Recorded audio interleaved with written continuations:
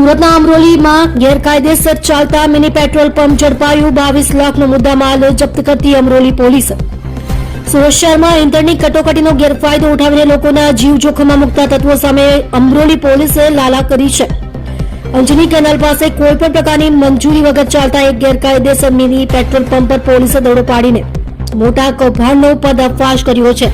આ સ્થળે સસ્તા ભાવે ઓછી ગુણવત્તાવાળું ડીઝલ ખુલ્લેઆમ વેચવામાં આવતું હોવાનું બહાર આવ્યું છે।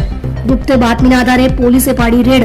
અમરોલી પોલીસને ચોક્કસ બાતમી મળી હતી કે અંજની કેનાલ વિસ્તારમાં કેટલાક શખ્સો ગેરકાયદેસર રીતે ડીઝલનો સંગ્રહ કરીને તેનું વેચાણ કરી રહ્યા છે।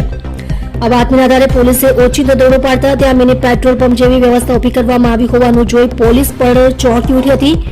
2 આરોપી ઝડપાયા। પોલીસે આ કાર્યવાહી દરમિયાન સ્થળ પરથી 2 આરોપીઓ ભરતભાઈ કલાભાઈ કેરાસિયા, મહેશભાઈ દિયાલભાઈ ખીસડિયાની ધરપકડ કરી છે। આ સાથે જ આરોપીઓ દિનેશભાઈ ભૂપતભાઈ કાતરિયા રહે ભાદરોડ, તાલુકો મહુવા, જિલ્લો ભાવનગર, અશોક કુવાડિયા તથા તપાસમાં મળી આવેલ ઇસમોને વોન્ટેડ જાહેર કર્યા છે। સાથે અમરોલી પોલીસે સ્થળ પરથી ડીઝલ ભરેલા 2 મોટા ટેન્કર અને ઓછી ગુણવત્તાવાળા શંકાસ્પદ ડીઝલનો મોટો જથ્થો જપ્ત કર્યો છે। આમ વાહનો અને ડીઝલ મળીને કુલ 22,69,000નો મુદ્દામાલ પોલીસે કબજે કર્યો છે।